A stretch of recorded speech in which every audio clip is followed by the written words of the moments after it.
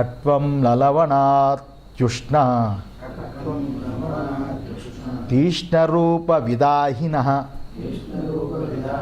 ఆహారారాజసస్యేష్ట దుఃఖశోకామయప్రదా కట్వం లలవణాత్యుష్ణ తీక్ష్ణరూప విదాహిన ఆహారారాజసస్యేష్ట దుఃఖశోకామయప్రదా.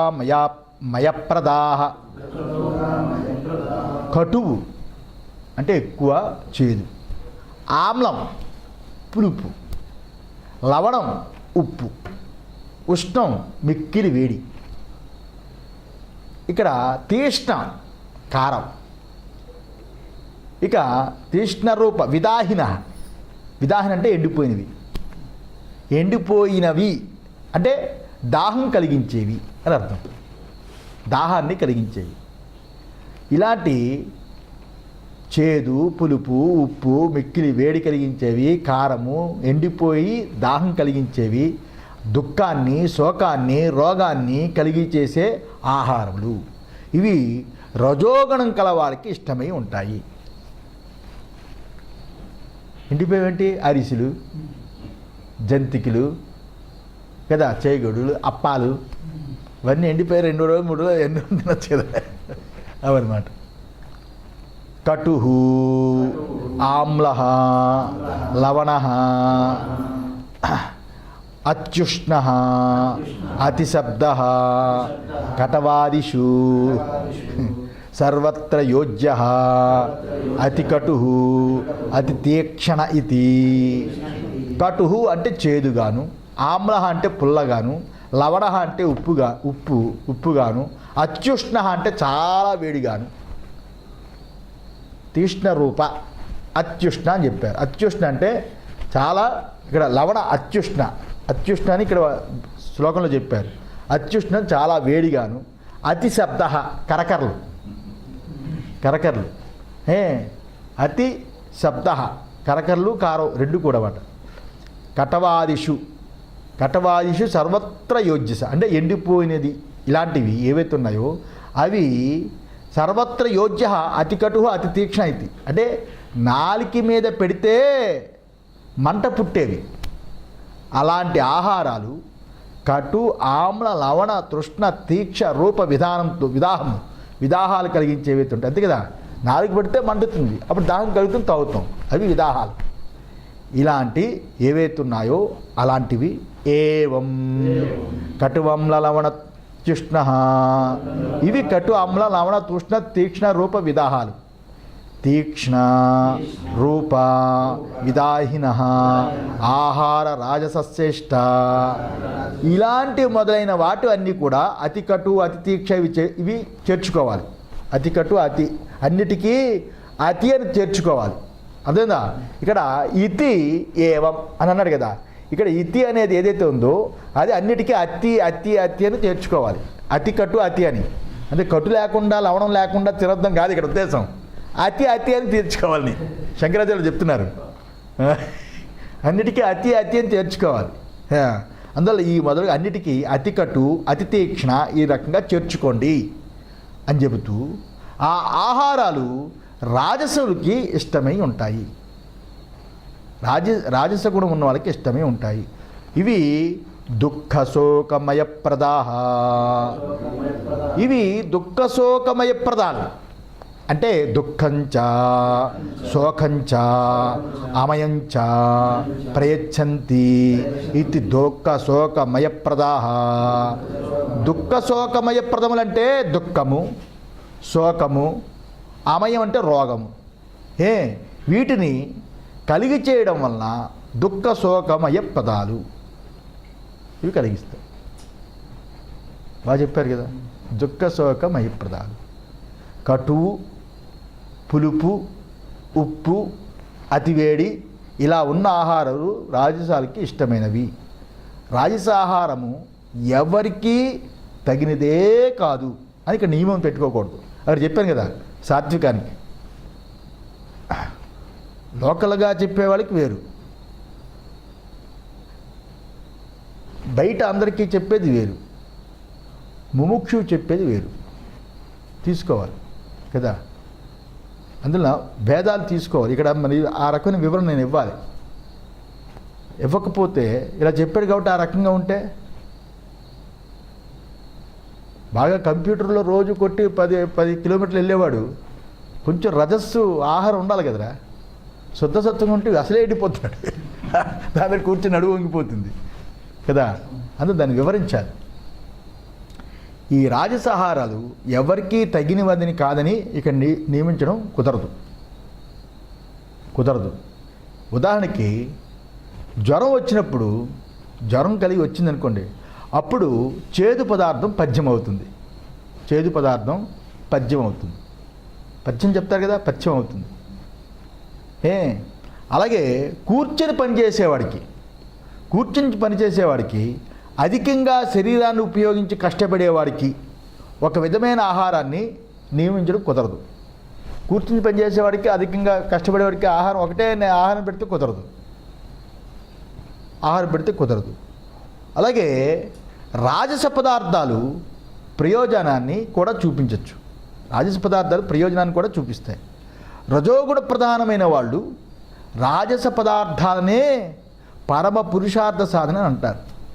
రజోగుణము ఉన్నవాళ్ళు, రాజయోగులు అనుకున్నవాళ్ళు రాజస పదార్థాలే పరమ ప్రయోజనం, పురుషార్థ సాధన అని వాళ్ళు చెప్తారు.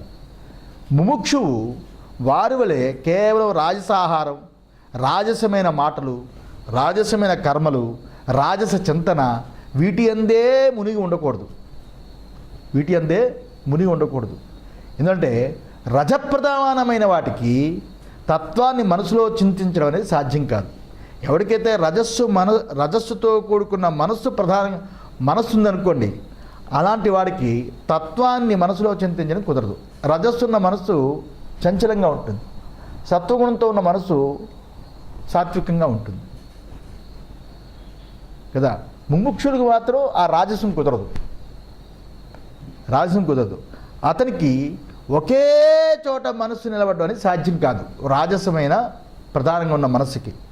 ఇప్పుడు ఒక కథ ఉంది. కార్తవీర్యార్జున కావ్యంలో ద్రౌపది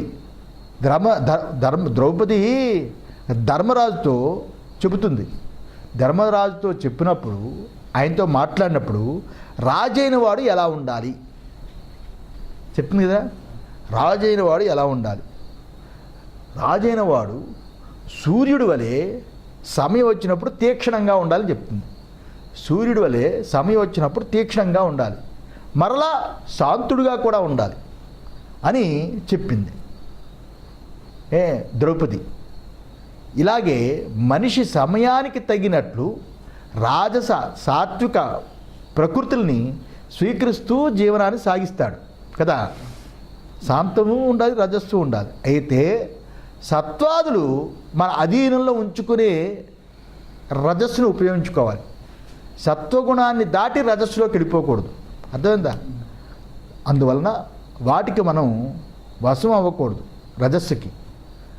ఇప్పుడు ఏదో ట్రైన్ ఎక్కువ 2 రోజులు ప్రయాణం విశాఖపట్నం నుంచి ఇక్కడికి రావడానికి, అప్పుడు సాత్విక ఆహారం అంటే ఎక్కడ దొరుకుతుంది? అప్పుడు కటకటలు, కరకరలు ఇలాంటివన్నీ పెట్టుకుంటాం కదా.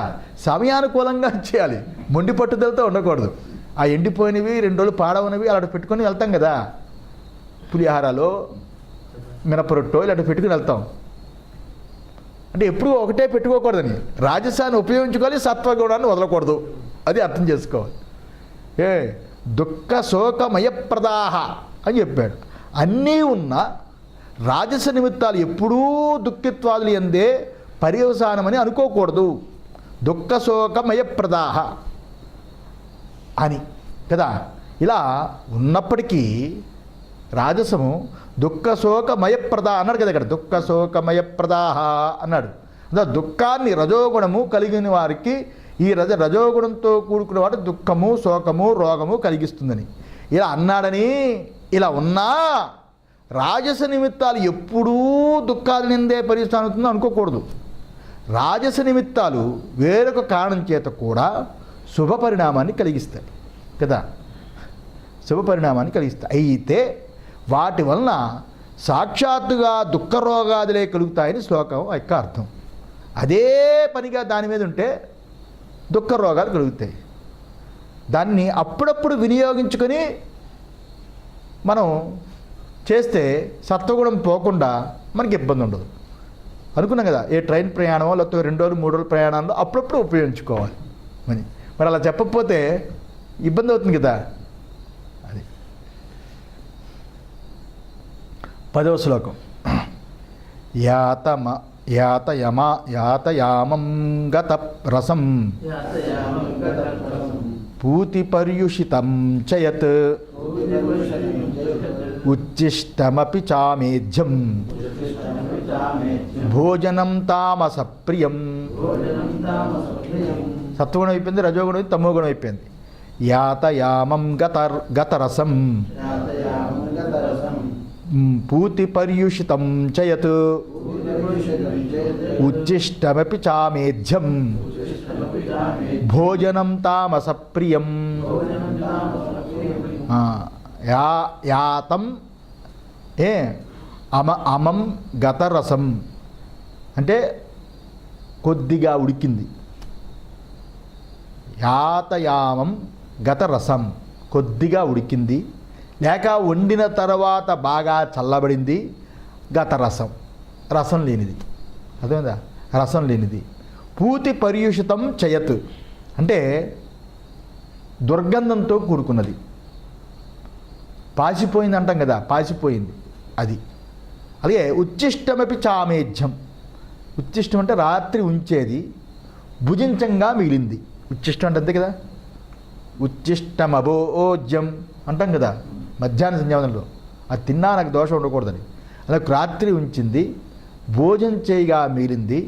అపవిత్రమైన భోజనం ఏదైతే ఉందో అది తామస ప్రియము అని శ్లోకార్థం. భాష్యం. యాతాయాం మందపక్వం. యాతాయాం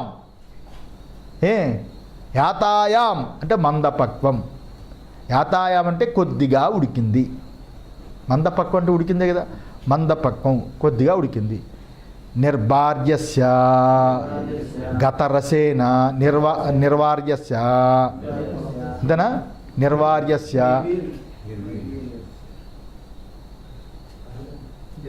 నిర్వీర్యస్య